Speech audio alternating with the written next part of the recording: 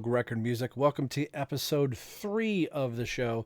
And again, this is us continuing on our Guns N' Roses discussion with Use Your Illusion 2. And then we'll combine that here in a little bit.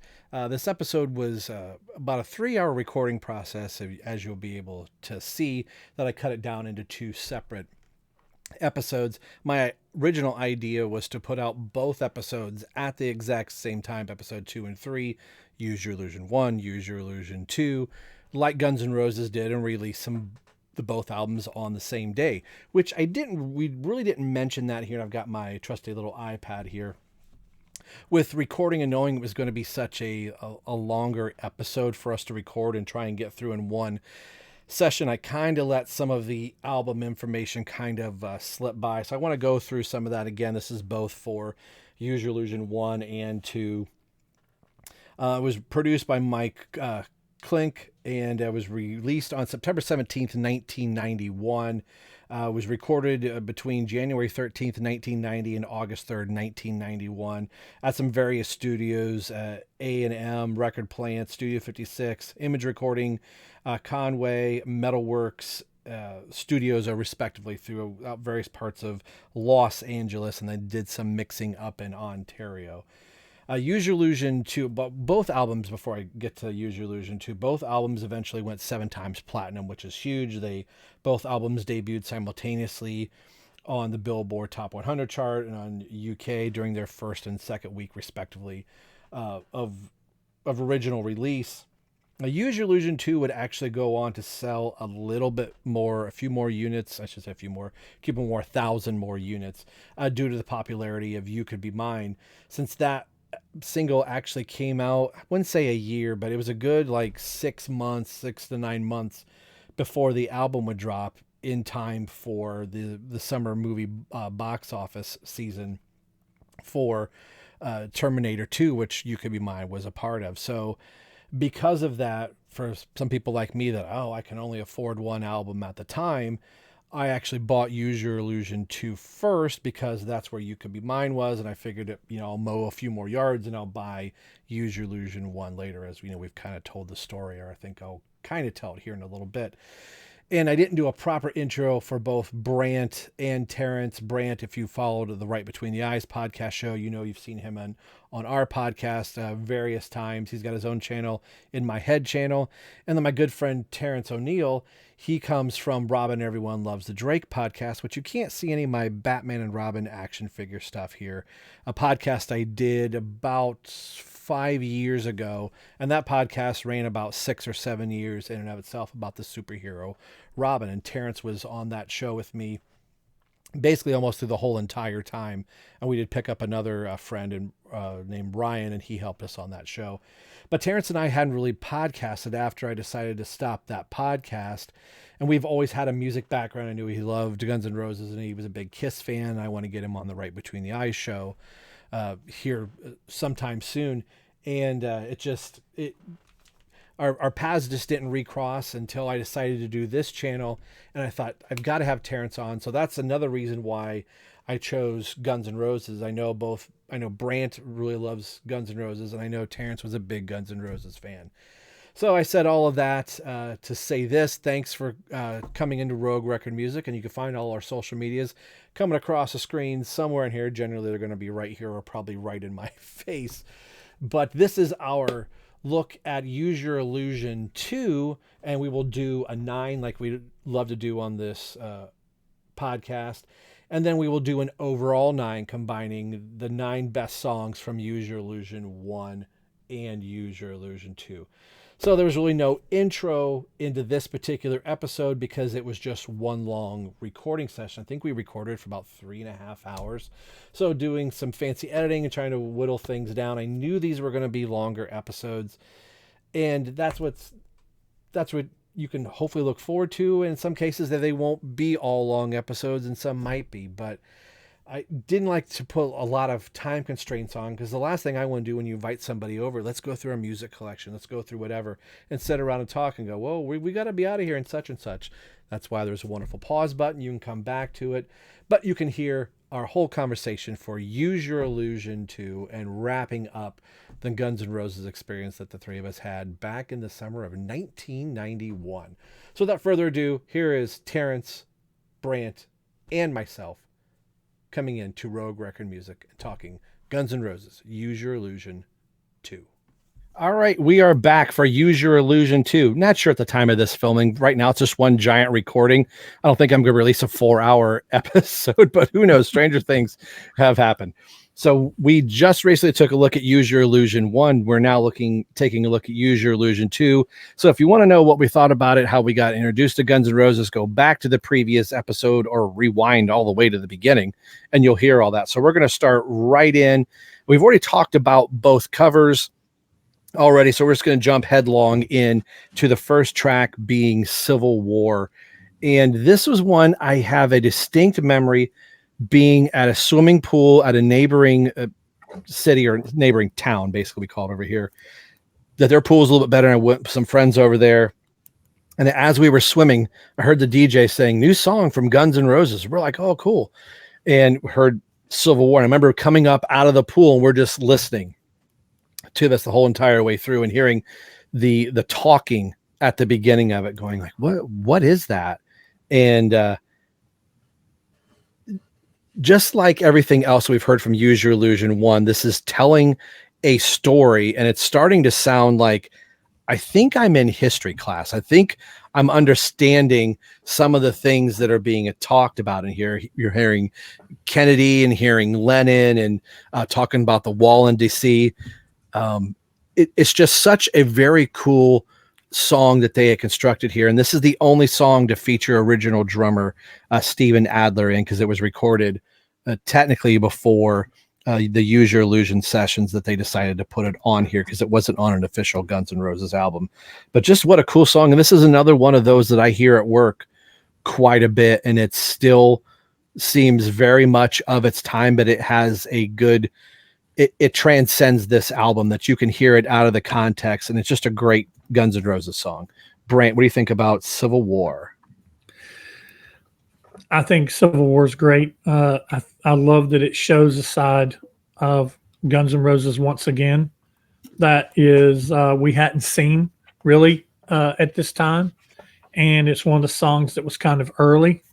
Heard it early, and it kind of made me look forward to the album and looking forward to release of both albums. So I love how it just starts off very simple and gets kind of big. And I love the whole, and I mean, if you're any type of Guns N' Roses fan, as soon as this song starts, as soon as you hear when you're listening to either on a playlist or listening to it on Sirius XM, and as soon as you hear what we've got here is failure to communicate, and you sit there, you got to jump in. Some men you just can't reach. So you get what we had last week, which is the way he wants it.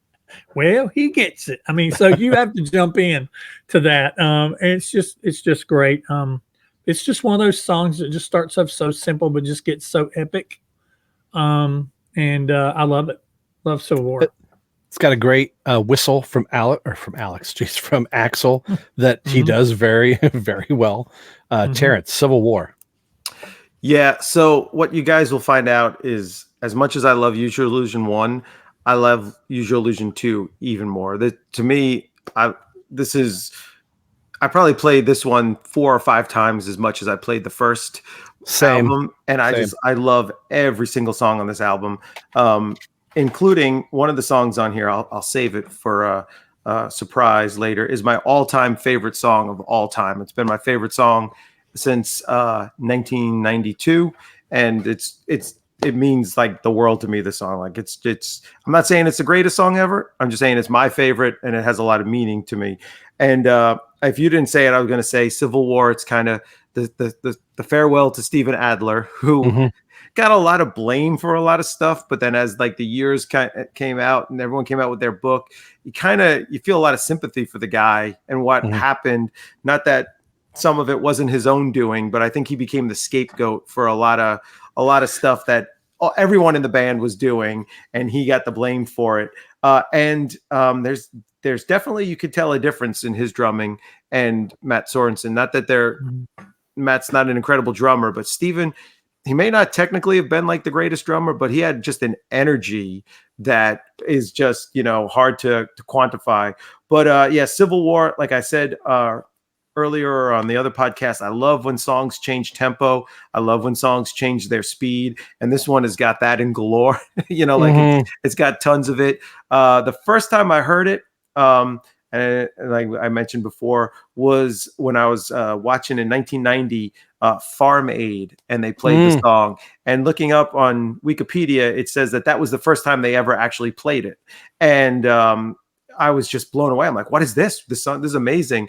And Axl's whistling and everything was pretty awesome.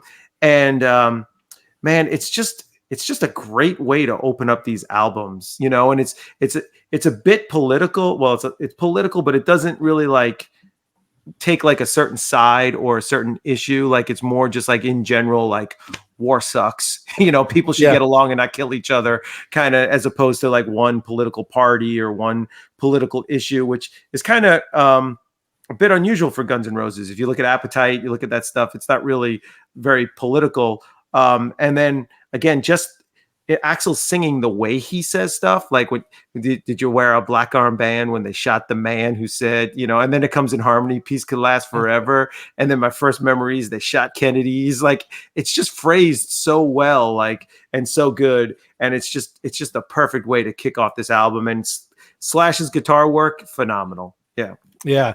His solo towards the tail end is just absolutely beautiful. And I always thought this song has the feel of this song. It feels a lot like Knocking on Heaven's Door. I don't know if you guys feel that connection between these two songs, but they're almost like bookends, almost like, one inspired the other or spawned from the other, the way they move, the way they feel, the way they sound. I feel like these are like perfect songs. And I like that they didn't put them back to back on the albums, but they didn't put them that far apart either. So I think that was perfect track placement also. Gotcha. Brant, you went already, right? I did. I totally had a brain fart. And I will say that Civil War is a 180 contrast to the way they start the album for Use Your Illusion 1. It's like, okay, we kicked you in the teeth on the first album. Now we're going to kind of bring it in soft and easy on the second one, but we're not going to keep it that way. Yeah. Definitely. Track 2, 14 Years. This was a song that I liked Dust and Bones, but I love this song. And doing the overall 9, this was one that was just killing me, that I liked it so much. And I said at the beginning, very much like you, Terence, this was the first one that I bought because I couldn't afford both of them at the same time. So I played this one, and still to this day, when I'm pulling, I want to hear Guns N' Roses, this is the first album I usually go to pull out. So these songs are just like ingrained in me, but I love the feel of 14 Years. I love the way Izzy is singing this one. And he's actually, not that he sing talks, but he's actually singing a little bit more. Some days these women are so easy. I love that swagger, and hearing some days these nights are so cold. That is such a cool melody line. And then just the tasty little fills off the right of the bell that Matt's playing kind of is mimicking Izzy's guitar playing a little bit, is really cool. And Axl isn't really stepping on Izzy's vocals like he kind of is in Dust and Bones. He's really letting Izzy take the lead. I find it kind of fitting or odd that he gets the second song on both albums and doesn't get like a different placement. And I would have been fine if this was the opening track of the album. Civil War could have been track 2. I think it works better as track 1, but I wouldn't have jumped up and down and been mad if this was the opening track. Brant, 14 Years. Well, you touched on a couple things that I was going to mention. 14 Years being the second track from Izzy, just like Dust and Bones.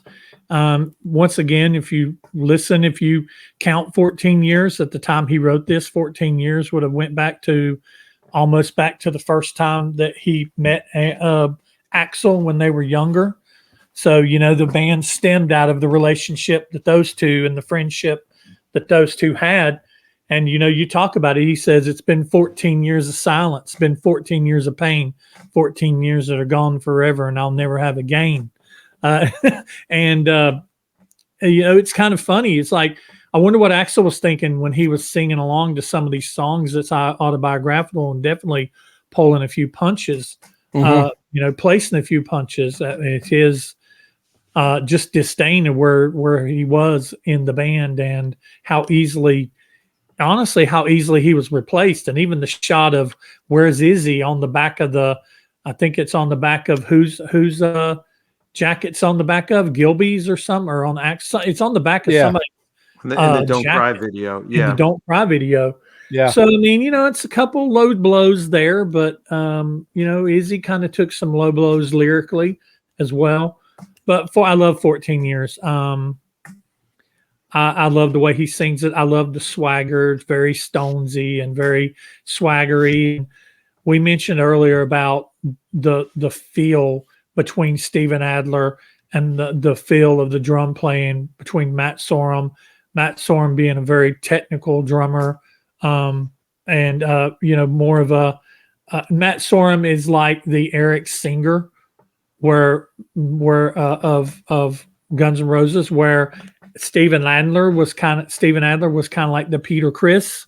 He was the drummer that got them there. And I would have loved to heard some of these songs with Steven, not just Civil War, but I would have loved to heard a song like 14 Years or Dust and Bones, because those songs very much have a swing to them. And Matt sometimes I think is he's going to stay on the clicks, where I think Steven might have swaggered a little bit and might have gave it a little bit more swagger. No slight against Matt, because I think he's great. But some of these songs I listen and I just have all kinds of what ifs. Like what would it have sounded like? And then I hear songs on here. There's one on this album that we know Steven Adler could not have done. It was even said Steven Adler could not have done this song. They needed Matt Sorum to do that. And just as Kiss played songs that Eric Carr and with Eric Singer that Peter couldn't have done. So, but yeah, I love, I got to always throw in some Kiss, But so yeah, I love. Yeah, 14. thank goodness for Anton Fig. That's right. Coming in the studio. That's right. Yeah, that's right. 14 years, Terence. Now this is no joke. This is dead serious. It's September 14th. So going back almost about a little over 2 weeks ago was my 14th wedding anniversary on August 28th. So 14 years is kind of fitting. And it's been 14 years of silence. It's been 14 years of pain. From 14 years that are gone forever, that I'll never have again. No, it hasn't been bad. But what's funny is I remember this as a kid thinking, wow, 14 years, that's so long. Right. And now like 14 years, it's like nothing. Like that's it. 14, like that's an eternity. So perspective changes. But yeah, I mean, you guys said it all. Phenomenal song. Love the Izzy songs. I was kind of surprised. I don't know if you guys got the Izzy Stradlin solo album when it first came out. I thought it would be just like 14 years. I thought it would be a lot of these songs, and it really wasn't. It was kind of a different feel. It kind of surprised me. But I feel like this is, the best work Izzy's done. Yeah, I agree. Or the totally. Juju Hounds. I was trying to think of the name of that. Izzy Stradlin and the Juju Hounds. And he had a song called like Shuffle It All or something. And it was good stuff, but it wasn't as good as this. Yeah. No.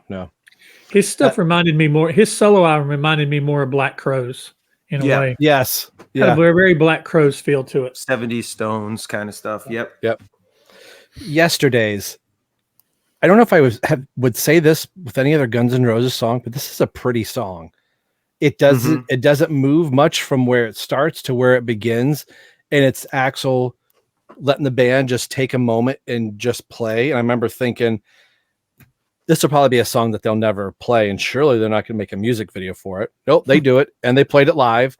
And this is just a really cool video, as much as fast-paced and everything was for Guns N' Roses around this time. This is just a beautifully shot black and white video of a lot of slow overhead camera shots and just getting a feel of the band, like almost in a rehearsal space, just playing the song out where you can actually see each of the members and go, oh, that's a good look at Gilby Clarke. That's what Gilby looks like. Oh, there's Dizzy Reed playing the piano. This is just a really fun song, and one that I instantly come back to, and I think it pairs very well with the next song, Brant, Yesterdays. Excuse me. Yeah, I like Yesterdays. It kind of reminds me of, and you made it, and you made the comment, and I kind of pair it back to, this is kind of like a stripped down song that this album needs, kind of like the first album needed You Ain't the First. You Ain't the First is even more stripped down, but this is almost like the You Ain't the First of the second album. It's kind of stripped down. It doesn't change much, like you said. It's got a very cool bluesy guitar solo in it, but it starts the way it ends, and just kind of fades out, kind of breaks down to just some piano and some cymbal work. And, but it was almost like the You Ain't the First, this very kind of stripped down song. And the album needs a song like that. So it's kind of early on in the album, but, it's still needed. Terence, Yesterdays.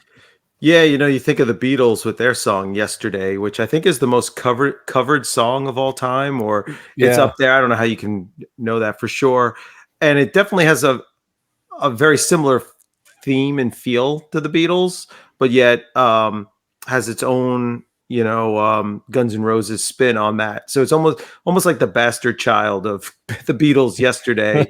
And it's, again, lyrically, I think Axl's a genius.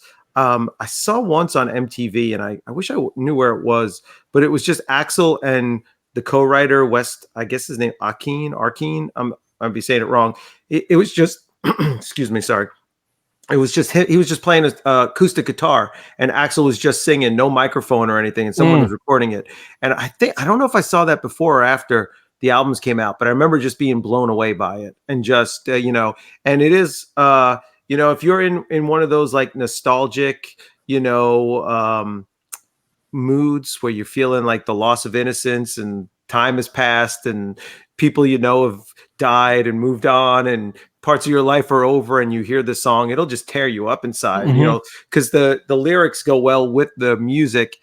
And it's I think it's a big part of the theme of this album is like growing up, losing your innocence.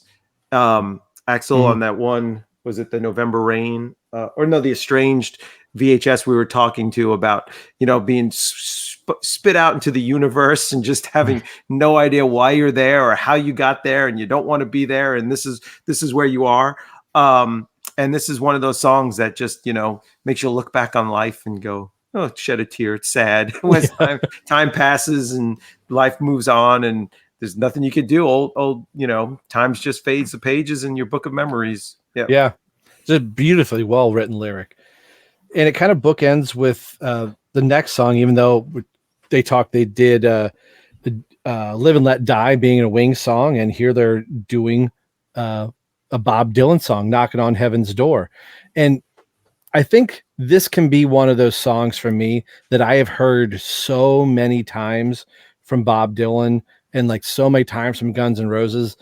I stopped appreciating the song until sitting down, like, all right, I'm gonna listen to this for the podcast. And we had heard this, like you had referenced the live show that they did at like the Troubadour or whatever that was, that I remember going, oh, they're the MTV. The Ritz. Yeah, they showed this, which has the most amazing. Sorry to talk over you, but no, the amazing when he does Paradise City and Axl goes in the crowd and they like rip his shirt off, and he just that is just the most rock and roll peaked at that moment. Then it just became commercialized. Like, that is just the most amazing concert footage of. And then Axl gets up out of the crowd and he like looks at his like bloody arm for a second, and then he just starts headbanging and rocking. It's the coolest thing ever. Yeah. But yeah, that's where I had first heard this song, and to see that they were including it on the album. It was in the Days and Fuse soundtrack, which is really hard to hear in the movie. Days of Thunder. Or Days of what have I? Days of You Confused. said Dazed and Confused. I think you got Dazed and Confused and Days of Thunder mixed up. So you said Dazed of Confused. Yeah. Dazed of Confused. Dazed of Confused and Thunder. Yeah, which could be the story of my life, basically. That's right. I think in videotapes you could tape over stuff so much that after a while, I think I had 2 movies taped over top of one another and they just kind of blended in. Yeah. Days of Thunder that I remember going, knowing that Guns N' Roses are going to have a song in there. And I remember going, I never heard it because when the cars are driving 900 miles an hour around the track, it totally gets lost. But I was glad that they included it and that it got to be on an official Guns N' Roses album. Brant, Knocking on Heaven's Door.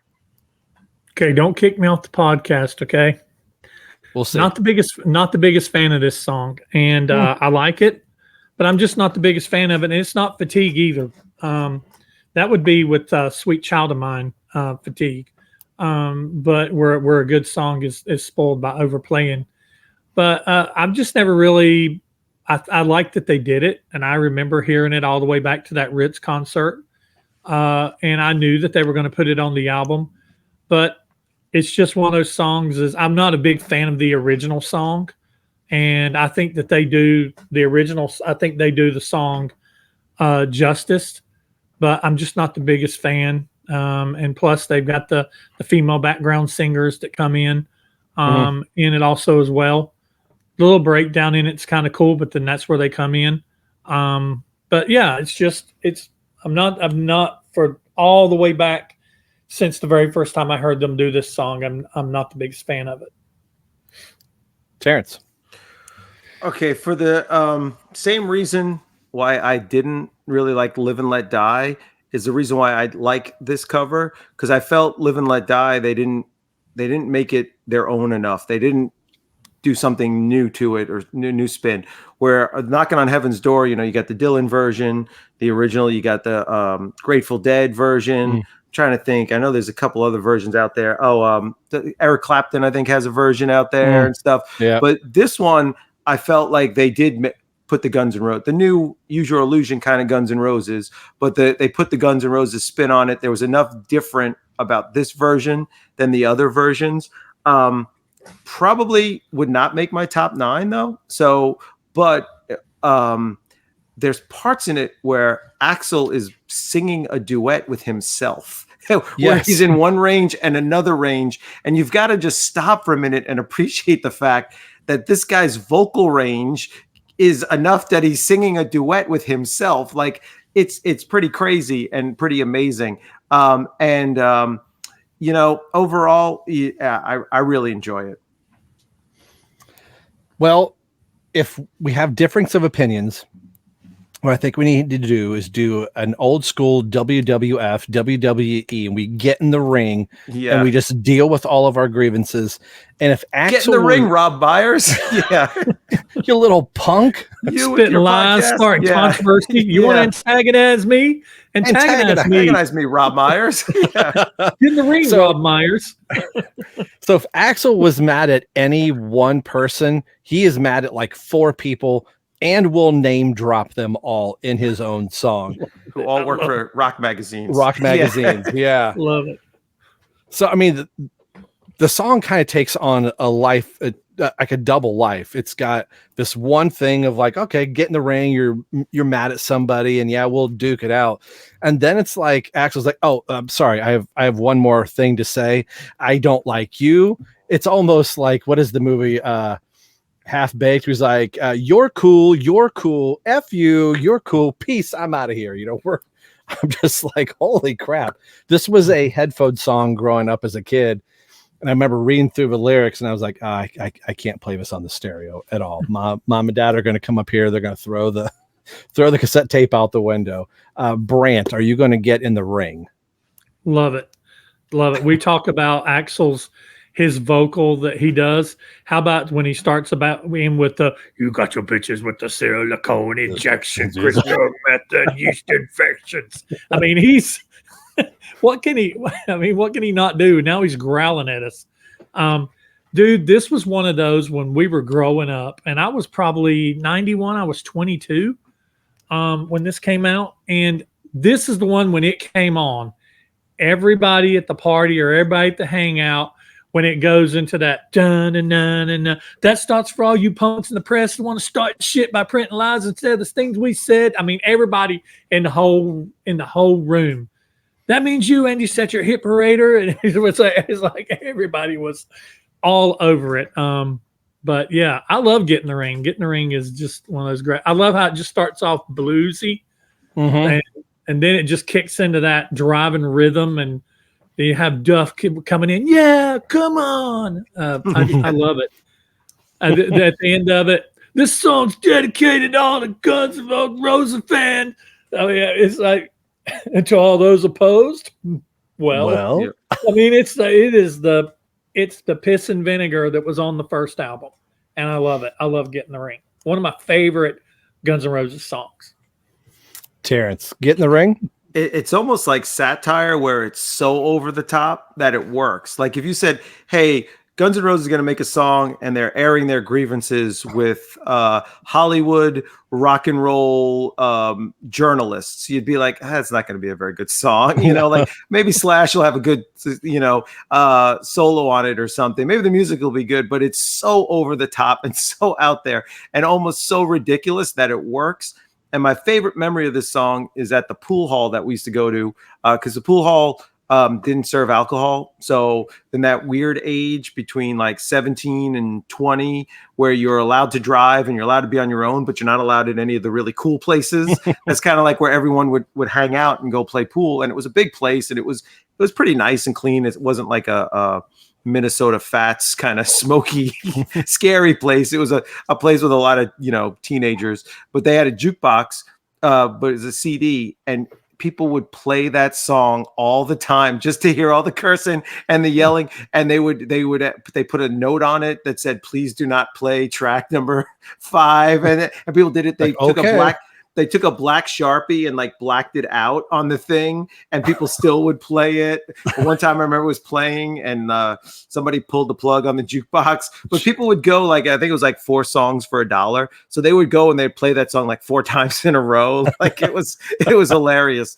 But yeah, it's so ridiculous. It works, but it really does pump you up. Like, man, you listen to this song and you're like, yeah, I'm going to Hollywood and I'm going to beat the crap out of Bob Guccione Jr., and stuff like this is for Axel. Exactly. Yeah. I got the shotgun blues. Man, when we get to the 9, tough choices had to be made on this album. This kind of reminds me, what was the song? Back from, kind of the Garden of Eden, that fast paced, let's see how many lyrics we can get in that. You get to the end of it and like, okay, I couldn't memorize 82 of those words. So I got to go back through, just a leaning into kind of the Duff McKagan's punk phase a little bit. It's got a little blues edge to it from Izzy and some of the dueling guitar work that he's doing with Slash. But just what a fun song. I really enjoyed this. And this was a really hard one to choose, especially doing the 9. Brant, Shotgun Blues. Yeah, Shotgun Blues to me is like Get in the Ring Part 2. It's like it's a perfect extension. It's perfect track placement that they put these two together, leading into the latter part of the album. I love Shotgun Blues. It was a tough decision for me also on my 9 as well. I've got, according to my notes, it was a tough decision. It's one of those, like you said, yeah, it's very much a Garden of Eden type song, spewing out a lot of lyrics really fast, very upset, and very upset, very angry. But yeah, it's a great song. I love it. Terrence. Yeah, when I was a teenager in early 20s and full of testosterone and pumped up and going crazy, these are the songs that just got me going. I remember seeing the title and thinking, oh, Guns N' Roses has done a blues song. They did something bluesy, and this is the furthest from the blues you can get. This is not a blues song. I don't even really know what it means to have the shotgun blues, really. Like, I don't know, but it gets me going. And it's the first time I ever heard the phrase "suck my ass," which and then I always thought it was funny because the lyric goes, "And you can suck my ass," and I think it's so low class, as if telling someone to suck your ass isn't low class. Yeah. But hey, go for it, Axl. But yeah, I mean, again, these two songs, like I said, songs mixed together, like you said, these two, it could be the same song, just the next part of it. With, like, remember, what is it, 2112? Rush did the one song, like one side of the album is just one song, I think. This could have been like that, where you could have just said, hey, this is one big song, and it would have worked. This was with your verbal masturbation. That line, Terence, the suck my ass. A buddy of mine, we must have said that all the way through high school, like our junior to senior year. And we said it down the hall once. So our principal was like, "What?" We're like, "Nothing." Like, okay, we can't yell this in the hall anymore. We're gonna stop doing that. So we're gonna have a breakdown. This is the one for me. Much like You Ain't the First, this is a little bit of a drop for me. As much as I love Use Your Illusion 2, I don't know. It doesn't quite work for me. And it's also one of those, it's 7 minutes and 5 seconds long.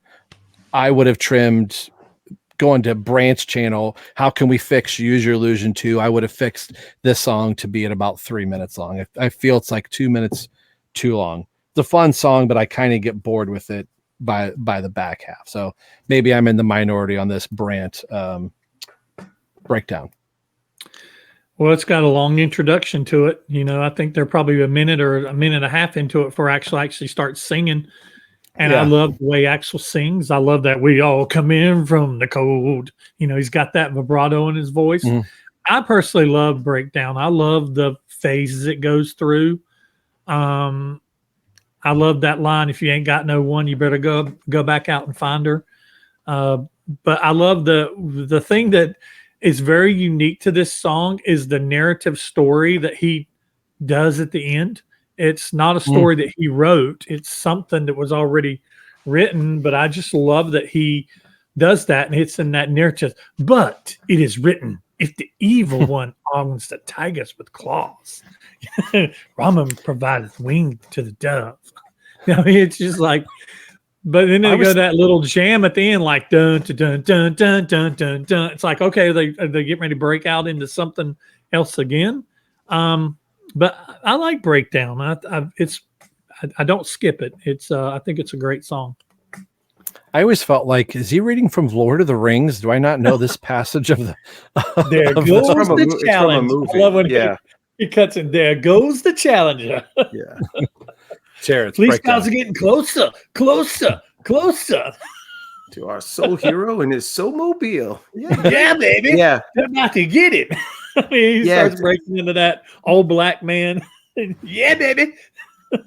I think it's from a movie where there's somebody who's being chased by the police and there's like a DJ narrating it or something. Yeah. But I don't know if you're in the minority, Rob, but I am going to disagree with you, because on this album there's 3 songs to me that are like the Trinity for me, and they're epic and they mean so much to me, lyrically, musically, and it's Breakdown is the start of it, then Locomotive, and then Estranged. Like, those 3 are just like epic emotional things. And lyrically, if you just showed me the lyrics to this, I would just think it was like the greatest poem ever. Like, especially like at the time, going through relationships, going through breakups, especially when you're that age, like 17, 18, 19, there's a lot of like, does she like me? Do you not like me? What did she mean by this? What is that? So that whole idea of like, just like children hiding in a closet, can't tell what's going on outside, really summed up for me at that time. Now that you're older, you're married, you forget about it. Or if you're older, you're just like, hey, you want to go out? No. Okay. But when you're 17, 18, everything is epic. Everything is like, what did she say? Can you tell her this? Why is she talking to that guy? Who's that? And so for me, kind of learning that and learning like life and how to do all this, these lyrics just hit home so well. And just why I think Axl is such a genius lyricist. I love the beginning. I think, Slash is playing some banjo on it as well. Yeah. And it just builds to that. And just, like marching beat, snare. Yeah. And then just the idea of like, well, sometimes you get played, like in a relationship, and sometimes you think someone likes you, but they don't, or they like someone else. And that whole, like the parlor trick of some words of wit, a hidden hand up the sleeve, to think that the one you love could hurt you now is a little hard to believe. Like realizing like not everybody's good. And just because she has a pretty face and smile, she's not a good person, and all these things. And then, it just, I don't know. The music is great, and then the ending there with the whole there's like, I don't know, was there like 3 or 4 guitar solos in here, and then just that end with the whole outro with the Axl. This is the top for me. I love this song. This is why I like doing shows like this. As people start talking about it, I start going, oh yeah, I do like that part. That part is good, and I'll probably get booed for this, but I think I confused this song with track 10 being So Fine. Okay, that I'm starting to go, oh, I think that's the one that I'm talking about. As you were reading the lyrics, I don't have them up in front of me. I'm like, oh yeah, I do like that part. Okay, I do like that. Like I'm recanting on what I said. So that's it, Rob. You're kicked off the podcast. Get out of here. Now this will be your last podcast. Yes. The circle's come complete. We've only made 3 episodes of the show. Thanks for watching. And Terence and Brant are just going to run with it. My favorite lyric in this, and I even love the way he sings it. Well, I love, he says, one of the lyrics, like you talked about how genius he is. This ain't my favorite lyric in the song, but when he says, now the damage is done and you're back out on the run. Funny how everything was roses when we held on to the guns. Mm-hmm. I love that. Yeah. But even the way he sings it, like I said, he has that cool, I've come to know the cold. I think of it as home. When there ain't enough of me to go around, I'd rather be left alone. I love that line. If I call you out of habit, I'm out of love and I got to have it. Will you give it to me if it fits your need? Like we both knew we had it. It's amazing. Like you said, Terence, genius. He doesn't get credit for the lyrical genius that he really truly is. No, right. It's amazing. And when he sings it, he has such emotion that he lived it. It's real. Mm-hmm. Like he's not singing someone else's words. He didn't read a book and then decided, hey, I'm going to write a story about this. Like, this was his life. This is what he went through. This is what he lived it. And it's hard for me sometimes because I have such an admiration for his lyrics and his singing and what he puts out. But then you read about and see he's not the nicest, great person at times. He can be a real jerk. So it's that weird dichotomy of like having so much admiration for the art he's produced, but knowing that he himself isn't really the greatest guy. And you got to separate the two, but no one's perfect. And if he was, he might not produce such great art. So it's hard to say, but this Breakdown, Locomotive, and Estranged to me are just like masterpieces. Yeah. Mm-hmm. Yeah, so I will recant everything I said, and I will agree with the two of them because I think I was actually talking about another track. We'll let you keep your show. Yeah, thank you. I love this next track. Pretty Tied Up. This is one that is just on constant repeat. I feel like this is a gem amongst gems in the Guns N' Roses era of songs that gets overlooked, and the fact that they play it quite a bit. And even now, Guns N' Roses are still playing it from time to time. Just a fun song. The piano is absolutely fantastic with Dizzy Reed. It has a great solo by Slash. The harmony layering that Axl is doing, and you're even hearing Izzy in there, and you're hearing Duff, and like 3 different versions of Axl going on there. And I love ranch dressing. I put ranch dressing on ranch dressing. Every time I grab a bottle of ranch to put it on, I always hear cool ranch dressing. I just the pearl of rock and roll decadence. Oh, I love that intro. It's such a great song. I know this chick. She lives down on Melrose. I love the way he sings that. God, I love the way he just has such an amazing voice and such an amazing delivery and use of those voices. And he doesn't just have octaves. He has multiple voices. If you didn't know any better, you would have thought this was another singer singing with him. Mm-hmm. Yeah.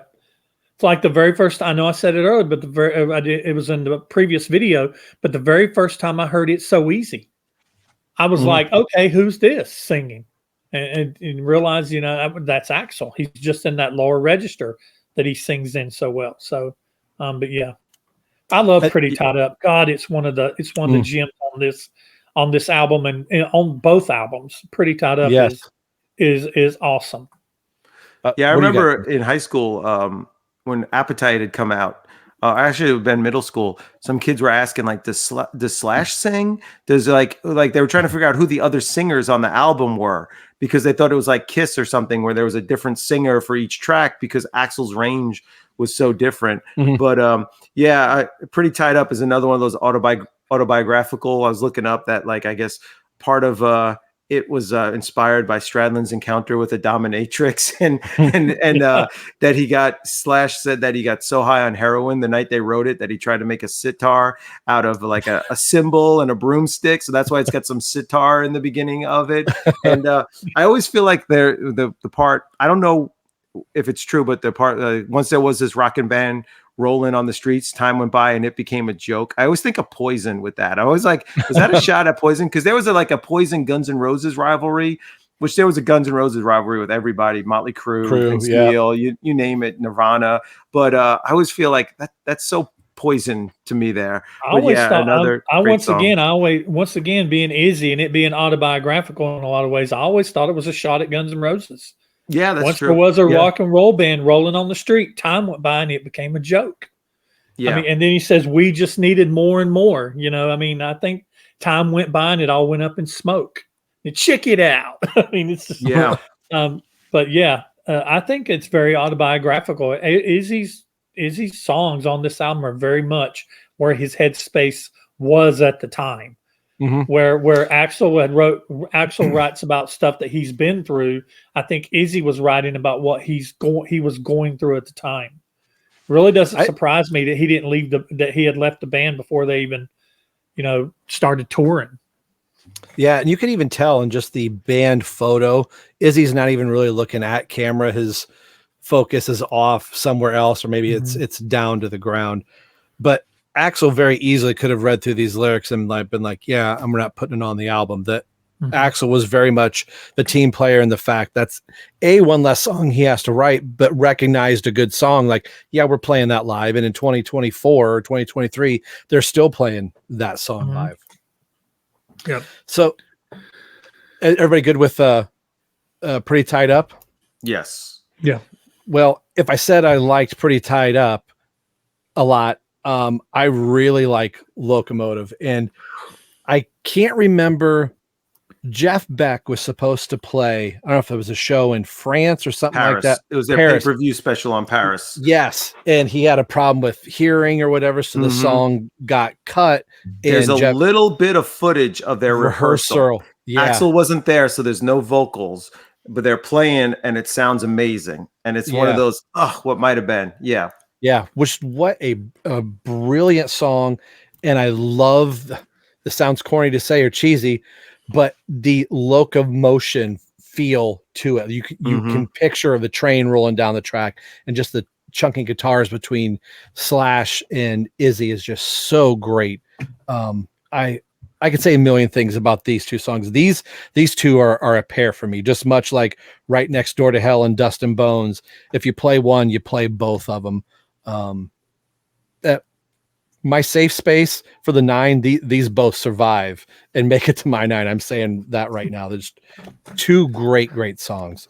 Locomotion, Brant. Well, I mentioned I was going to be making, I went Kylie Minogue there for a second. Locomotive. Locomotion. I mentioned that I was going to be doing some drum cover videos and playing things that shaped me as a drummer and that I put in my repertoire as far as a drummer goes. This song, before a guitar lick is even played, you knew this song was going to be good just because of that riff, that drum beat that Matt starts laying down at the very beginning of it. And this has just such the longest introduction that really by the time Axl starts singing, you're like, oh, he's going to start singing now. but it's just so awesome that where they do that break, it's like and then it just rings, and then they all settle into that. It's such a groove. It's Oh, such yeah. a great God, groove. As you're talking, I'm watching myself on my monitor, nodding my head as if it's playing. Yeah. Yeah, because it's just so awesome. And let's just not even get into the stuff that goes on while they're saying, because my baby's gone locomotive, baby's gone off the track. Yeah. Got to pill, the stuff that they're doing there. This is the song I said Steven Adler could not have played. He couldn't have played this song. This is a very technical song. They even name it Locomotive Complexity. And I remember hearing this as a drummer. This was for a long time my favorite song, just because of how complex it is and how fun it is to play on the drums. But it ended up not being my favorite song overall between the two albums. But yeah, I love Locomotive. It's just, and once again, Axl, he's going, my baby's gone locomotive. My baby's gone locomotive. My baby's gone locomotive. I mean, he's all over the place. I know it looks like I'm insane. Yeah. He's just all over the place. And then when he breaks into the Love So Strange, I mean, that's all him too. And he's just, I don't know, he's just great. But this song, Slash, Izzy, Axl, the whole band, Matt, Duff, they nailed this song. They nailed it. It's one of the top 5 Guns N' Roses songs for me. Terrence. All right, I'm glad you guys like this song. Because I saw Brent, he was like shaking his head when you started talking, Rob. I'm like, oh no, he doesn't like it. But this is my absolute all-time favorite song ever of any band, anywhere, anything, and it's not only is it just an amazing musical song with the, like as you guys said, with the groove and the drums and everything, but the lyrics are so meaningful to me.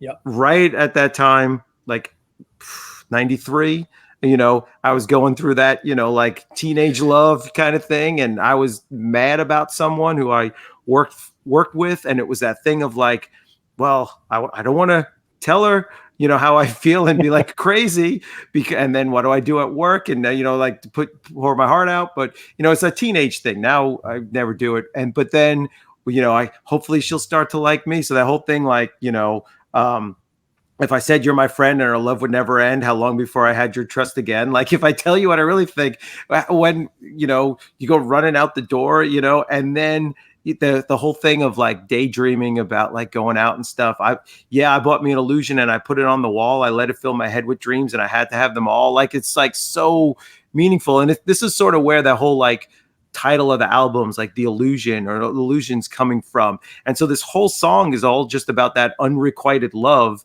And what's really cool is like, in reading about it and hearing interviews, like that's what Axl says it's about. So you get this like image in your head of like, this is what I think it's about. And this is why it relates to me. And then when you hear Axl say like, yeah, this is what it's about. You're like, oh, wow, I was right. Axl went through this too. Axl knows what it's like. And, God, this thing with this girl, like, you look back now and you're like, oh my God, you're just a crazy teenager. But when you're a crazy teenager, like you think it's the end of the world and you think like, this is the person I'm going to marry and have kids with and all this stuff. And, it just kind of seemed to take forever, which now you look back and like, it's only a couple months, dude. But at the time it's forever. So what he's like, I never thought it could take so long. I never knew how to be strong.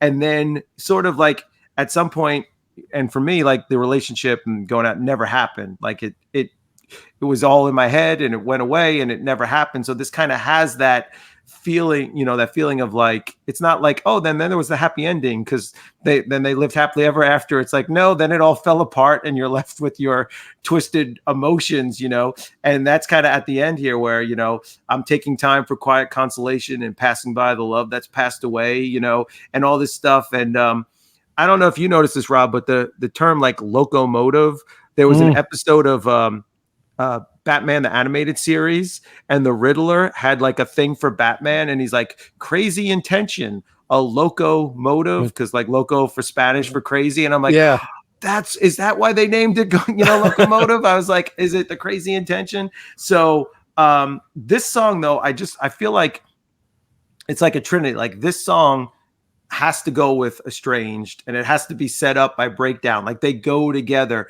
And Axl in that VHS talks about how they go together, and how Estranged is like the aftermath of dealing with, like, you put so much into it, you try so hard, you do all this work, and it fails, and then you're left out in the universe with all these like broken emotions, and how do you put the pieces back together and pick yourself up and move on? And that's really like what Estranged is about. So you could almost call this song like Estranged Part 1 and then Estranged Part 2 or coming up. But I'm glad you like this. You guys like this song, because to me, it's just the greatest song. And again, I've known people who, talking to them, kind of gone through the same thing with like a breakup or falling in love with somebody, or someone doesn't love you back, and just shown them the lyrics, not even played the song, just say like, oh, read this. And they're like really moved by it and like blown away by just reading the lyrics of like, oh my God, this is the greatest poem. And it's like, it's actually a song. You got to listen to it. It's got amazing.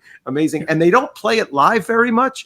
I think there was one like concert I saw somewhere where in Japan where they played it, but as part of their normal tour, this was not one of their repertoire. And I wonder if it's because it was such a challenging song, and we all know they had a lot of extracurricular activities that you got to be in tip-top shape to play it. The last comment I want to make on it, I want to make a comment too. Go ahead.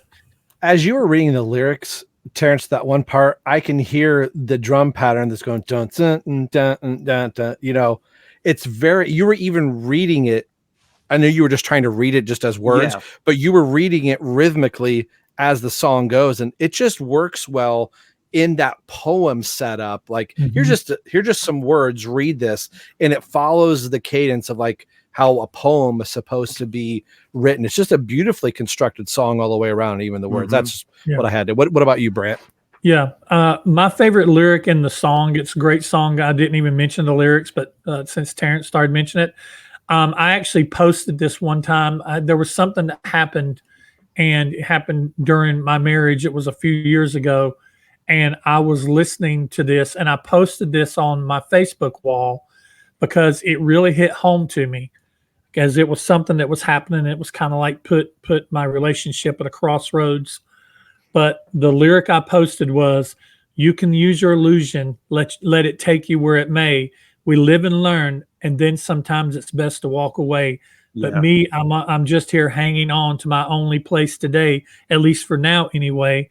I work too hard for my illusions just to throw them all away. That's a powerful lyric, dude.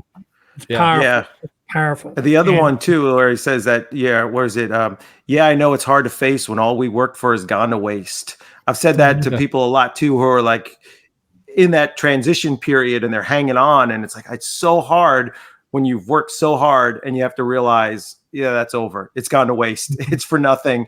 You got to move on to something else. It's hard to let go of that past. And again, it's not just his words, but it's how he says them that this is like right from his heart, and especially in a day and age when a lot of bands are writing songs that are, not that deep, and, but it was a renaissance because you had Nirvana, you had Pearl Jam, you had grunge, which were coming out with songs and lyrics that were a lot more, poetry from the heart, about emotion, about life, about experience, about love and death, as opposed to like a lot of the stuff that was coming out before from like Poison and stuff like that, which was, having a good time.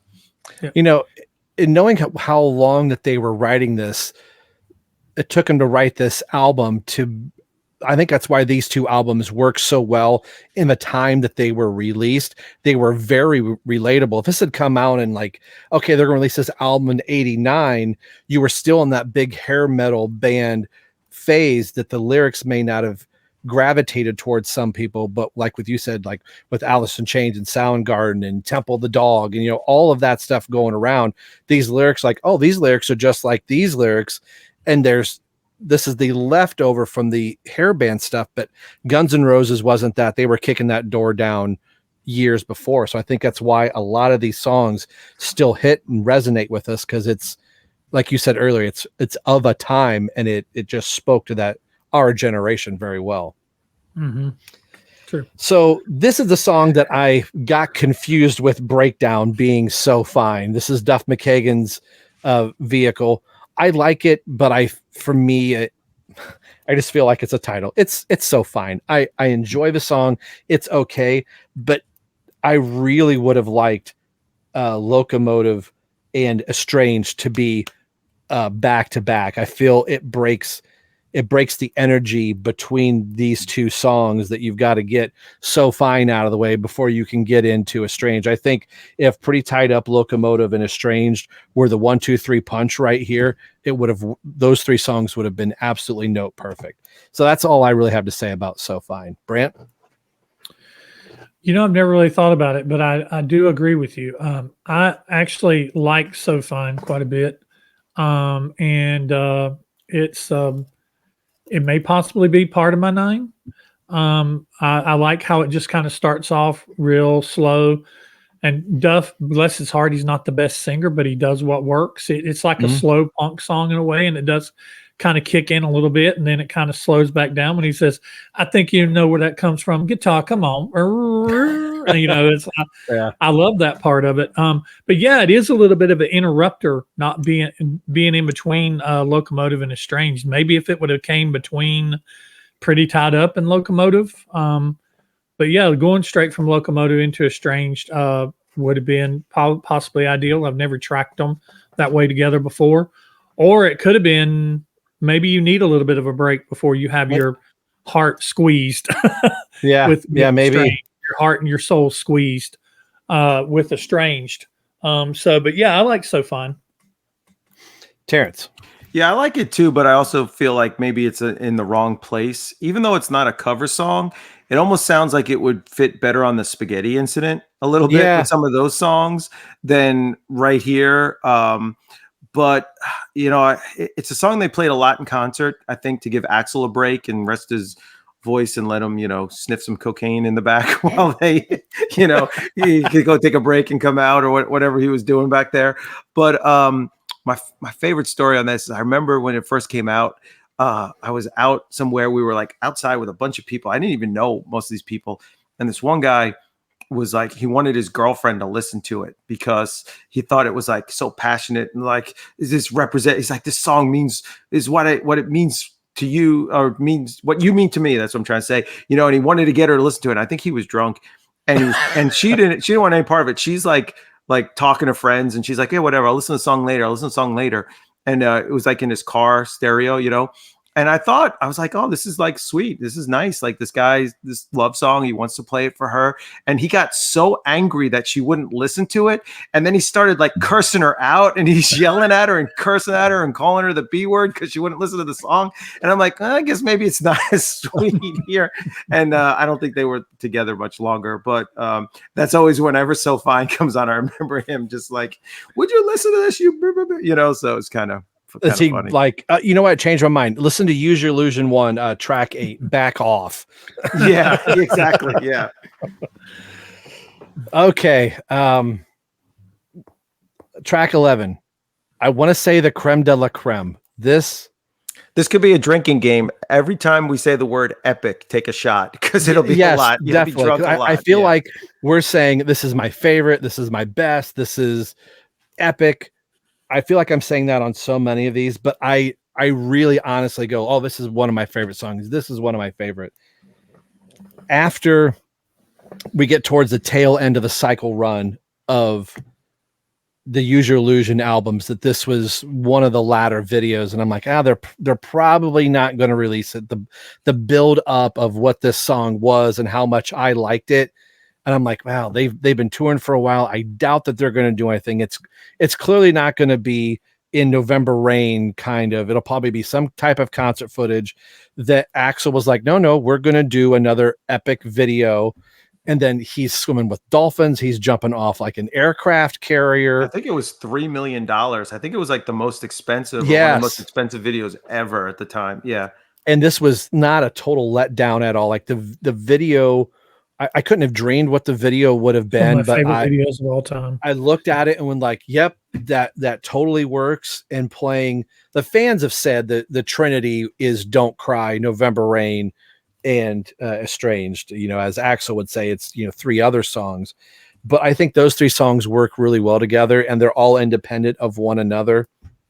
But just what a beautiful guitar solo, where not that he's calling back to his November Rain solo at all, but it has that feel, but the emotion is just amped up even more. And the coolest thing is hearing, like, when I first heard it, going, oh, it almost sounds like he's doing like whale sounds, or he's doing the swells like an Eddie Van Halen would. And then seeing the video is like, oh my gosh, that is what I was thinking he was doing. Just when you're talking to yourself and nobody's home, I related to those lyrics, much like you said, Terence.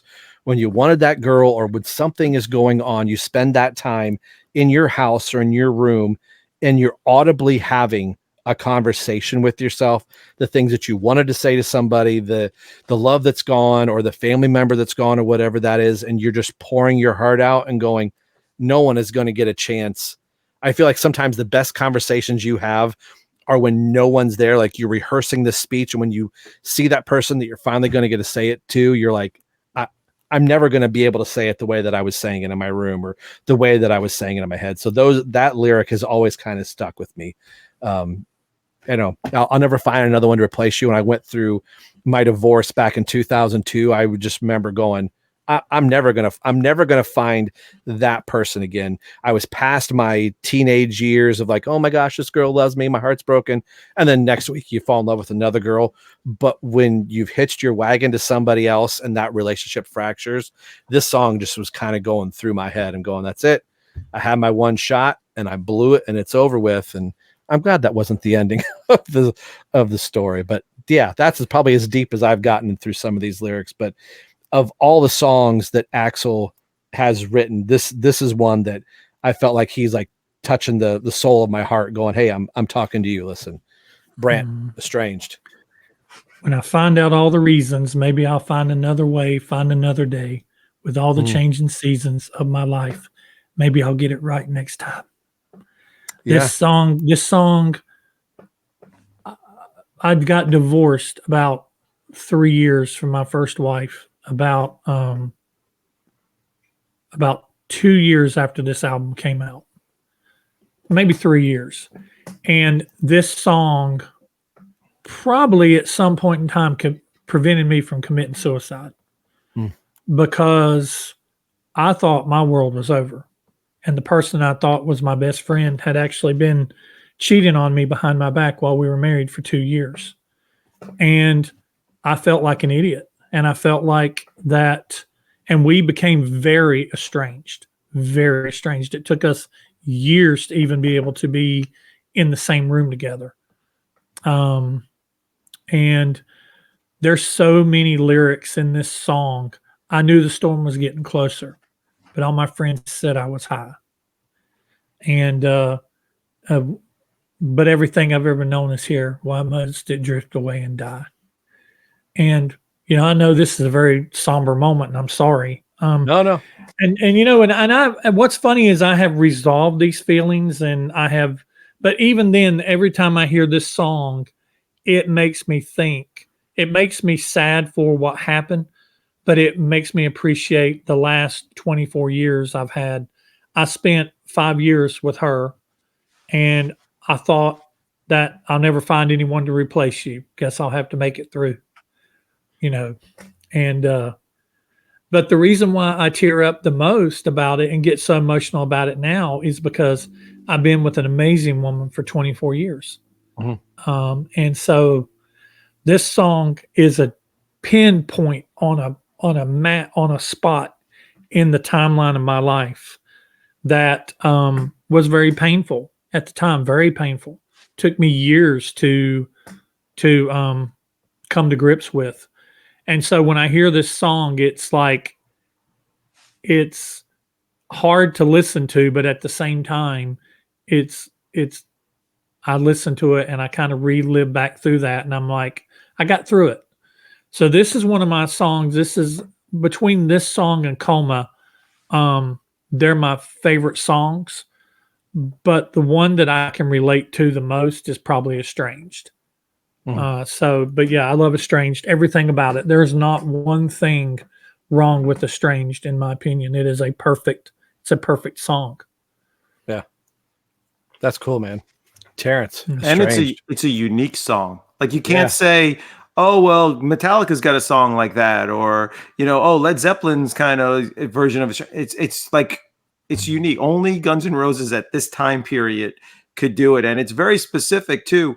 Like I wonder how old you were when your divorce went through, but Axl says in here like I'm 28. Like this is like a very like between like 17 to 30 kind of feeling. Like if you're younger, you're not going to have as much emotion on that if you break up with your middle school girlfriend. And if you're older and in your 40s or 50s, you're going to look at divorce and things a little differently. But at that age, or right around that like mid 20s, 20 to 38 range, it's just like you're in that in between zone, and that like, The funny thing is the funny thing is I was 28. I got remarried when I was I got remarried when I was 30. I was 27 in mine. Yeah. And I remember, talking back about Kurt Loder, Axl was in a interview with him on the MTV Music Awards pre-show way back, and Axl was 28, and he said he was talking to Prince, and Prince said, how old are you or something? He's 28, and Prince was like, that's the hardest year. That's like the roughest year. And I always felt like this specific, like pinpointing his age in here was kind of a nod to that. But like in a lot of songs, like Metallica's like Nothing Else Matters, like there's a part in the guitar solo where Kurt just hits that note and it's just like, ugh. This song has that over and over and over again. Like Slash is just hitting note after note that just is like pulling these emotional strings in your heart. And we haven't really talked about them, but Dizzy Reed's keyboards in this are phenomenal with everything else, and they build up, and then the drums come in underneath the keyboards, and it just like, you think the song's hit its crescendo, and then it goes back down, and then it goes even higher, and then it goes down. And Locomotive ends off with like that whole like, if love is blind, I guess I'll buy myself a cane, kind of.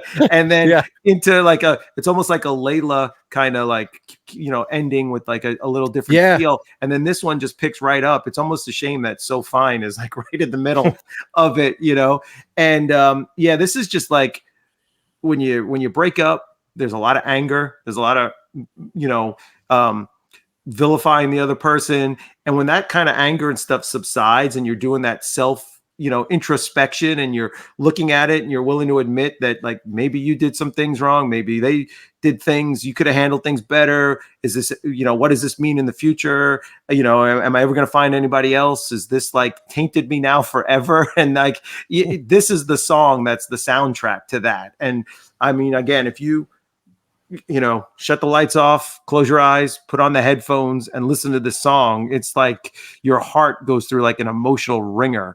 But it does have that, you said the song saved you. At the end, it does have that like hint of optimism. It's not like all this bad stuff happened and then we all just die. It does have this optimism of like, maybe I can get through the storm. Maybe there'll be another day, where does he say?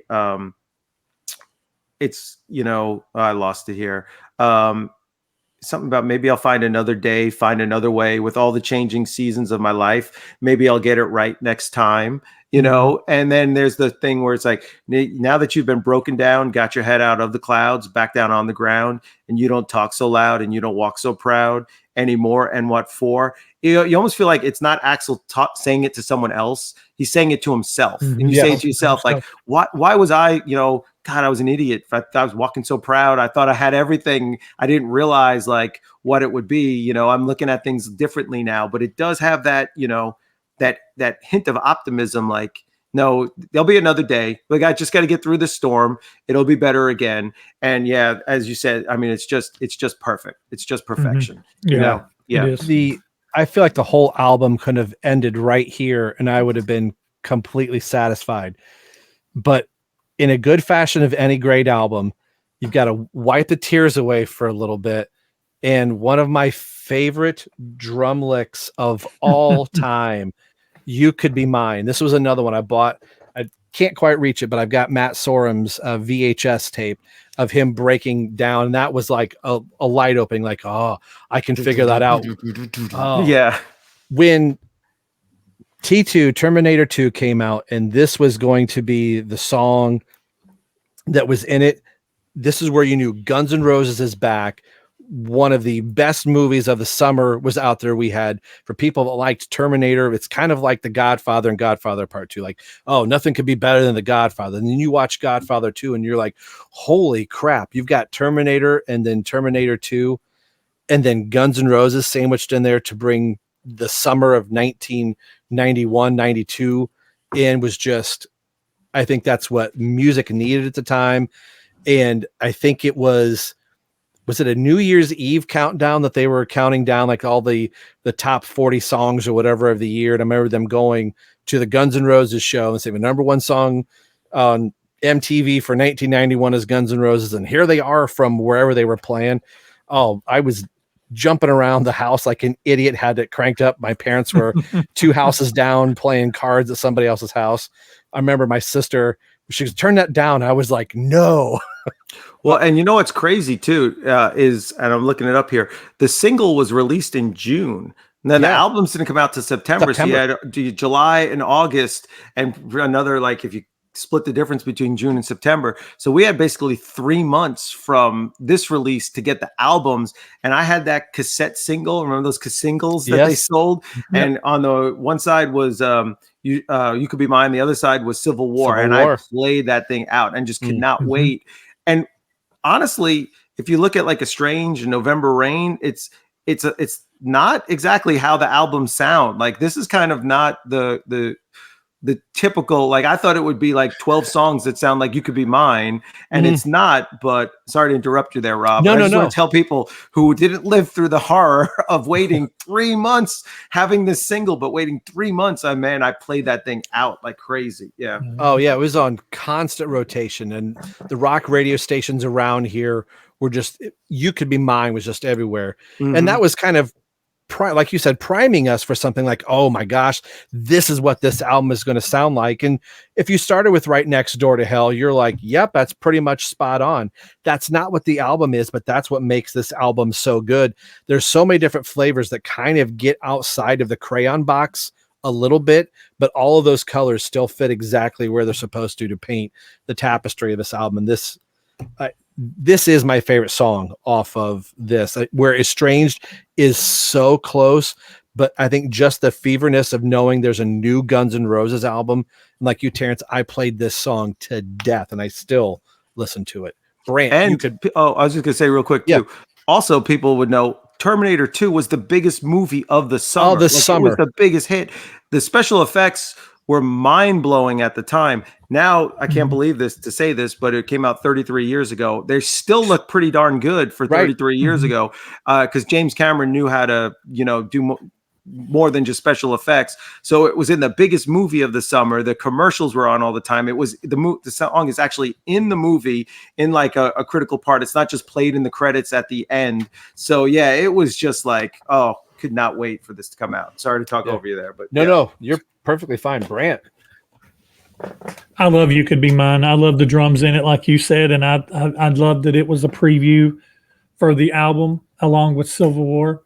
So, and I remember when we got the single with You Could Be Mine on one side and Civil War on the other, 2 totally different songs, 2 totally different sounding songs. So it was like, okay, cool, this album's going to be interesting because they were both two totally different songs, yet they sounded different, but yet they were both good. So going into the album, we already knew 3 of the songs. We knew Knocking on Heaven's Door, and we knew You Could Be Mine, and we knew Civil War. So it was made a lot of excitement for the album for sure. But yeah, I love the drums. I love the roll at the beginning, and I love doing that. And what's funny is you can do that. Like if I'm just sitting here the other day I was up here and I had a friend of mine up here and I was on my electronic drum set and I just did that whole, I went, hey, check this out. And I did the, and I just stopped and he went, that's You Could Be Mine, ain't it? I said, "Yep, that's what it is." Because I didn't even go into the galloping drum part of it. I just played the beginning of it. And he's like, "That's so cool. That's so cool." I'm like, "Yeah, once you commit it to muscle memory, it's actually not that hard." No. But so it's very it's another thing that they were very iconic in their sound and very iconic in what they did. But yeah, I love You Could Be Mine. Honestly, I think if I would have if we fixed this album, I would have there were some songs I probably would have eliminated, but I think I would have put You Could Be Mine somewhere else earlier up on the album, and I would have ended the album with Estranged. I do too. To me, as Coma much as is Estranged is the Coma of Use Your Illusion 2. Yes, I feel like we end on a note perfect note, and this to me it's almost like the encore. Hey, we got 2 more songs for you. I might have even gone out on a limb and say, as much as I like Civil War, I almost would have started the album with You Could Be Mine, knowing that this has been the single for 3 months or whatever. But I think they were writing on it that this song is strong enough that it can be. Sometimes these are the killer tracks on the album. Like the back half of the album is not that strong. That you've got, pretty tied up, Locomotive, So Fine, Estranged, You Could Be Mine, and all of those songs just work within succession of one another. It really surprised me since they had released You Could Be Mine and Civil War both as singles, even a B-side. It was still a single. It was people liked it. It really surprised me that they started the second album with one of those, because it was like, I remember whenever I first put Use Your Illusion on the first time, part of the second one, I remember when Civil War started, I'm like, okay, yeah, I've heard this. Skip. What's the next song? I want to hear what's 14 Years sound like. I don't know these other songs. I've heard Civil War for 3 months now. What's the next song? Right. So it's almost interesting. Like maybe they could have started with a different song or whatever, but that's another video for another day. Yeah. Like you said, for 33, was that what's the math? 33 years later, here we are, and it's just that the song's still resonating. Yep. So we've got 2 more songs on this. So as Don't Cry is the oldest song in the Guns N' Roses catalog, I'm assuming I wonder if I was reading the book or whatever, did Axl go, okay, we're doing Don't Cry, but we've done this song for so long that I just want to write all new lyrics to it just because it's an old song. So like I said, this was the first that I bought Use Your Illusion first for about 2 weeks. This is all I had. So when I saw the video for Don't Cry, or heard it on the cassette, probably rather on the first album, I was like, I don't know if I like those lyrics, because this is like the Eric Carr version of Beth. I heard Eric Carr's version of Beth first in 1989 before I heard the Peter Criss version. So in my head, when I hear Beth, I'm always hearing Eric Carr's vocals over. And I do agree with both of you that the original lyrics are the ones that now all this time's gone by, I prefer those. But the last half of the alternate lyrics, I do like better than the last half of the original lyric. I'm going to try and look that up here really quick. Brant, what do you think about the alternate version of Don't Cry? I've always preferred the original lyrics. I just always liked the original lyrics better. So if somebody would said to me, it kind of, and I do think that is the story. I think that they had been, since it was the oldest song, that Axl basically said, okay, well, we're going to record both versions. I've wrote some new words, and we're going to put it on the second album. We're going to put the original on the first. Because I've had some people say, why's Don't Cry on both albums? Well, I'm like, well, they got alternate lyrics. And but I prefer the original lyrics. It's the same great song, but I just prefer the original lyrics. I can get it. The lyric line that I like is the last half of the last verse. I thought I could live in your world as the years all went by. With all the voices I've heard, something has died. And when you're in need of someone, my heart won't deny you. So many seem so lonely with no one left to cry to. I love that. I actually, once technology caught back up, I was like, oh, I can make my own mix of it. I took that part and put it in the original version. So I had that last line. Yeah. Kind of up to that part and then kind of cut it. Yeah. Because what in the original, it's please remember that I never lied. Please remember how I Yeah. felt inside. Yeah. Now, honey, you got to make it your own way, but you'll be all right. Yeah, I probably do like that. Probably do like those second lyrics a little better than the first one. But I love the talk to me softly. There's something in your eyes. Don't hang your head in sorrow, and please don't cry. I love the first part of those original lyrics. Same. Terrence. Yeah, same. The only difference is the verses, and I feel like if you cut up all the verses and handed it to me and said, read these and put them in order from best to worst, the three, I think, is there 3 verses? I think it's 3 verses. The 3 original would be the top 3, and the 3, new ones would be the bottom 3. I just think they sound better. They go better together, but I don't hate this version, but it probably would have been, in my mind, better as like a B-side or on an alternate, like best of box set or something like that, as opposed to being a track here. And it's the very last song before that little my world thing. So it's almost like it's tagged on and forgotten about. They could have even put like a little like break between Estranged in the song and said bonus track or something like that. Like it just doesn't feel as cohesive as the other bands. It doesn't have the same fluidity, as you would say, Rob. Yeah, very good. I haven't used that word in a long time. Thank you. Yeah. It could have been a hidden track. Y'all remember that trick that they did in the 90s with CDs came out? They'd have that hidden track like 3 minutes after the last song finished, and you'd just let your CD play out. Then all of a sudden, there'd be this track that would come out of nowhere, just start playing and scare the bejesus out of you because you wasn't expecting it. Nirvana had one great one. I think it's called like Endless Nameless. But 9 Inch Nails had one where it would play like the 13 songs, and then it would just jump. It would go all the way to track 99 and then play. And the first time it did that, I thought my thing was broken. I'm like, why is it going 20, 30, 40? And it goes really fast. And I'm like, what is going on? And then it just starts playing some song at track 99. Yeah. So I guess you can't do that with Spotify these days. Yeah.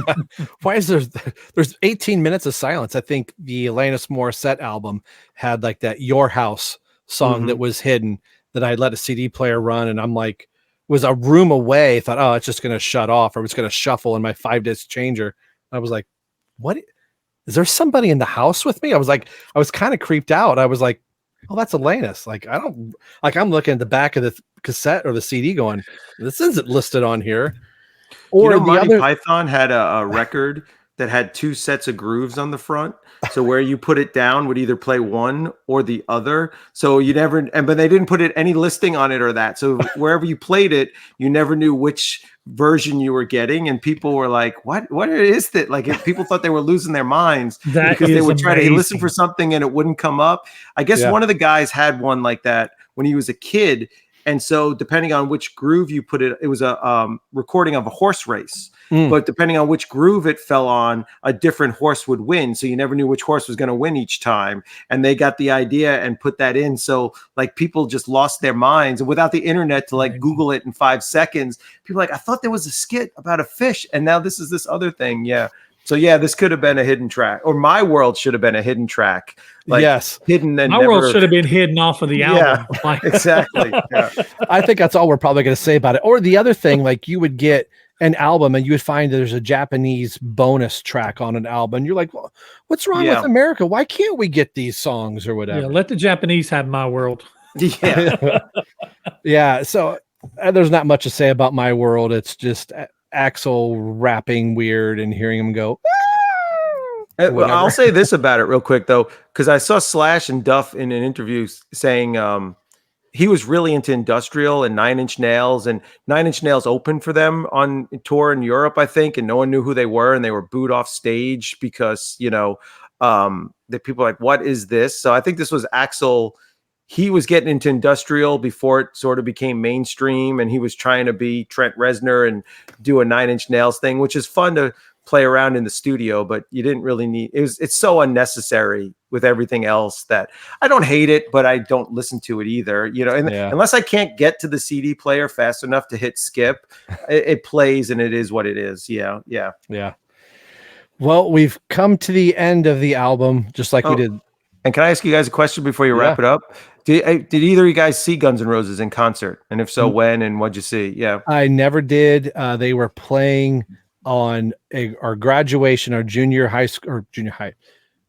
I was a junior and the seniors were graduating that year. And one of the seniors left his graduation to go see Guns N' Roses. And I remember asking mom and dad, like, your friends are graduating high school. You're singing in the choir. You're not going to go to a Guns N' Roses show. And I was like, Mark did. And he's graduating today and he's seeing Guns N' Roses. So I never had the opportunity.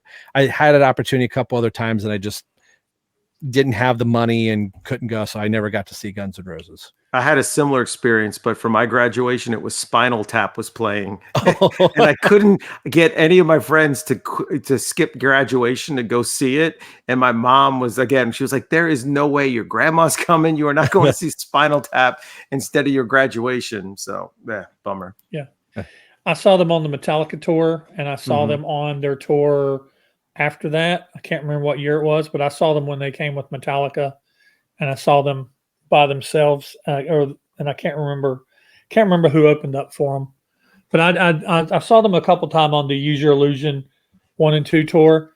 I didn't see them. I've not seen them on any of their more recent tours. I really don't have an interest to go. Me either.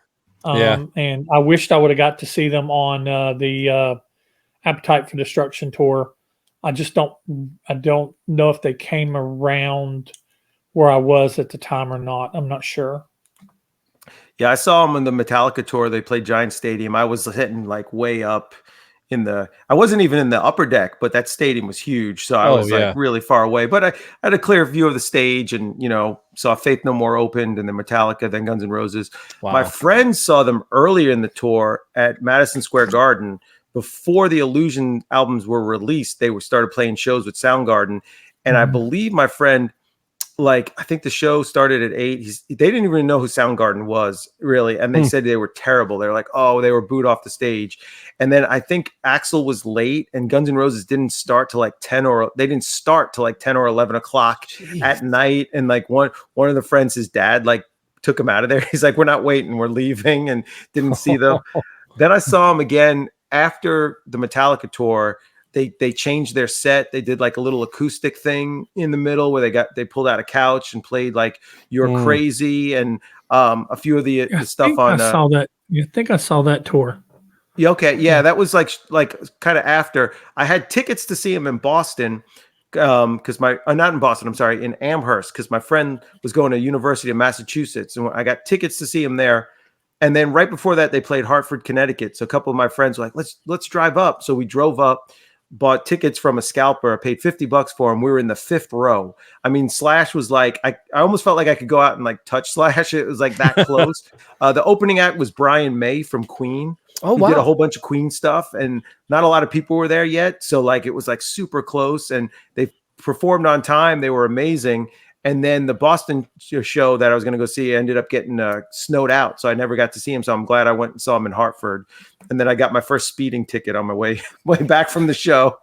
But it was totally worth it. So yeah, they were, and that concert was so amazing. And being so close to the stage, and Axl's voice was amazing. They started on time. Slash's playing was great. Dizzy Reed was in the band. Not Dizzy Reed. I'm sorry. Gilby Clarke was in the band. Dizzy was in there, but Gilby Clarke was in the band. Izzy was gone by then. But they were so good. They had some backup singers that I just couldn't see. The Chinese Democracy, Buckethead, the Revival. I'm just going to let that memory live in my head and we're moving on. Yeah. Well, speaking of moving on, let's move on and wrap this dog and pony show up here. And we'll do our 9 from this. I forgot about that. Oh no. Yes. Yeah. Here we go. Welcome to the 9. You may only choose 9 songs to move forward. No more, no less. The 9 is here. We're going to do the 9 from Use Your Illusion 2. So much like we did before, we'll go around the room and we'll just, so that way I'm not going Brant, Terence. We'll just go me, Brant, Terence around that way. they'll save me talking. How about that? So we'll start with Civil War. I'm keeping it. I'm keeping it.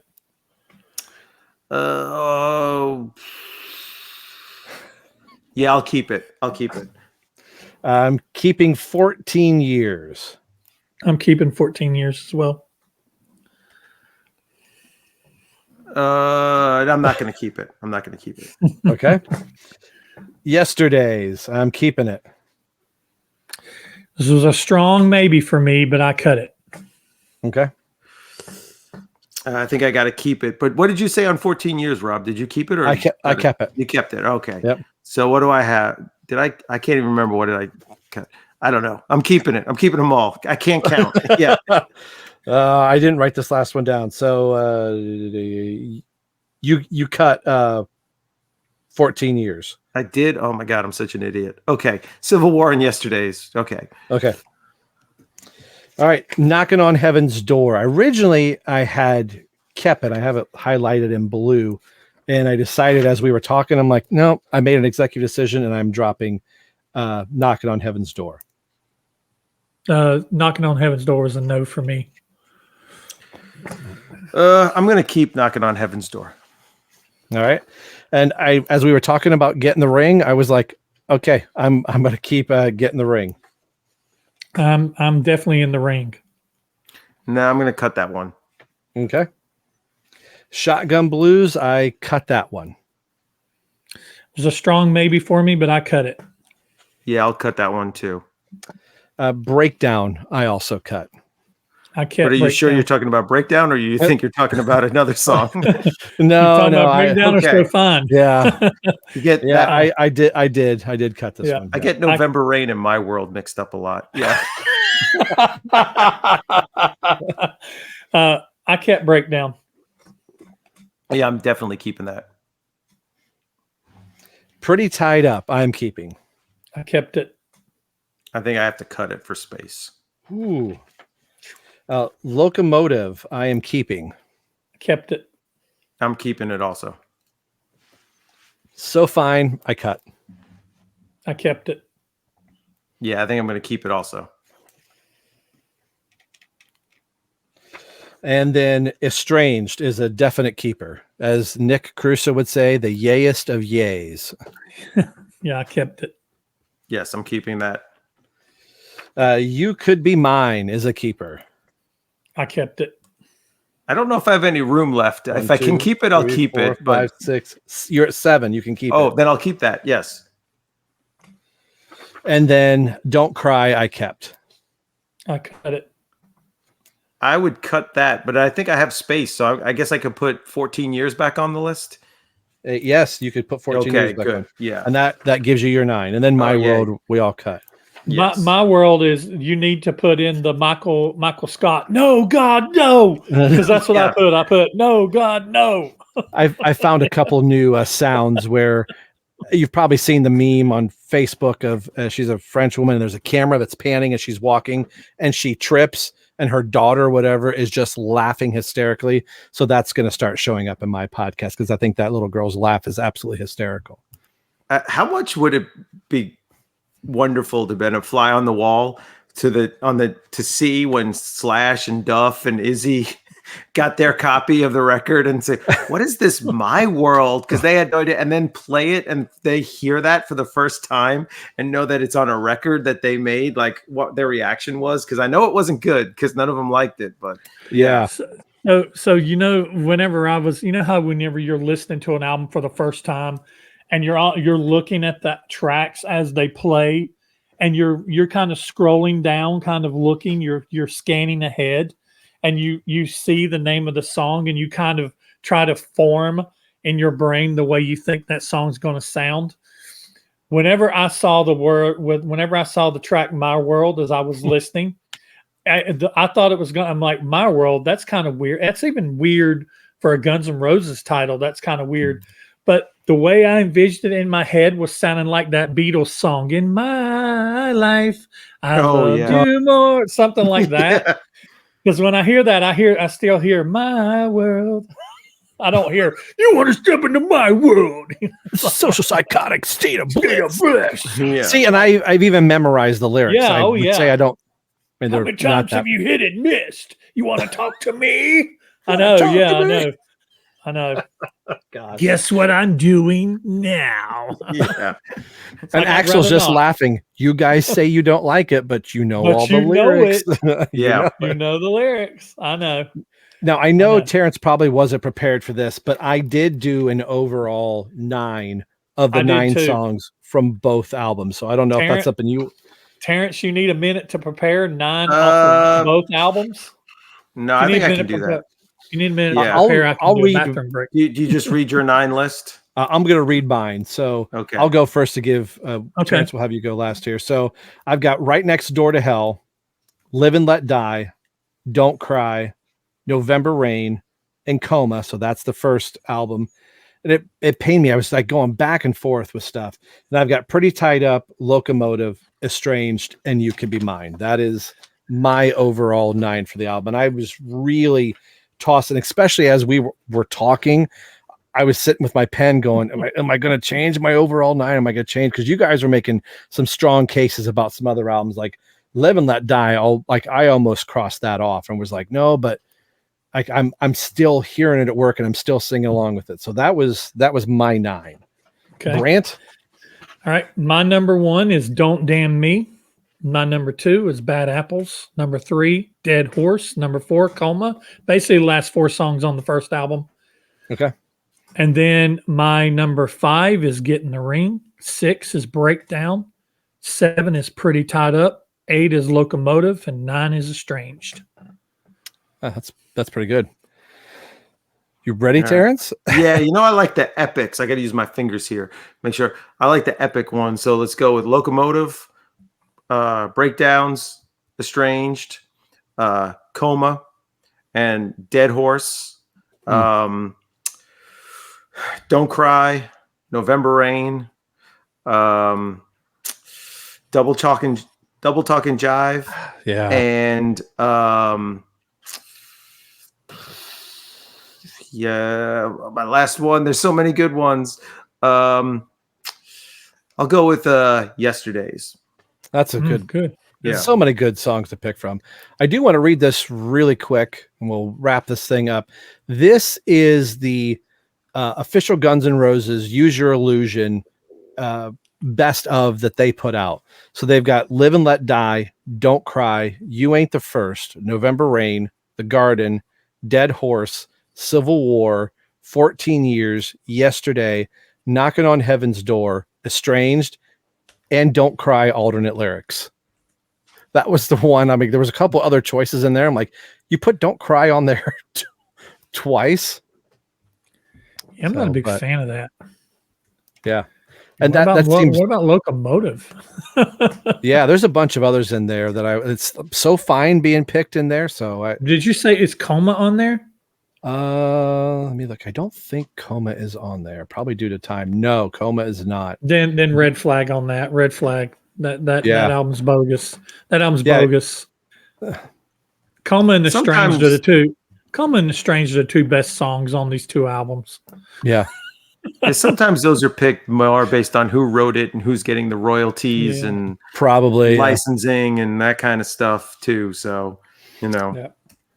Well, this is fun, Rob. I hate you. Yes, yeah. I know. All friendships are broken. I got kicked off the show for a good reason.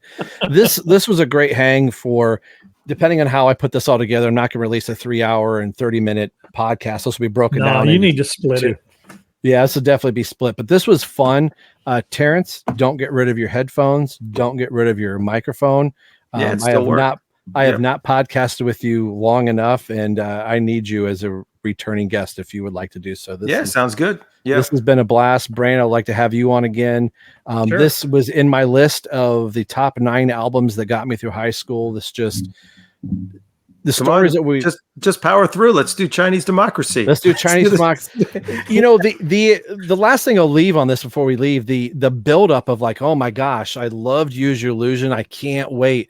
The amount of time that elapsed from Use Your Illusion to Chinese Democracy was this thing that was just always talked about in rumor. I remember finally getting a hold of a bootleg and going, that's what we've been waiting for this whole entire time. You know, they had the Spaghetti incident in there. They had the live album to kind of hold us. But after the Spaghetti incident, the members started fracturing and leaving. And then once you started hearing Buckethead was around, I'm like, what is happening to this band that was on the top of this hill? And as much as Axl was trying to make the perfect album with these two albums, he was, I believe, was trying to do it again with Chinese Democracy, and it just got away from him. Yeah, they had a lot of bad stuff too. Remember Axl showed up at the VMA Awards and he couldn't catch he ran and couldn't catch his breath, and it was he had dreadlocks, dreads, overweight, and it was just not good. Yeah.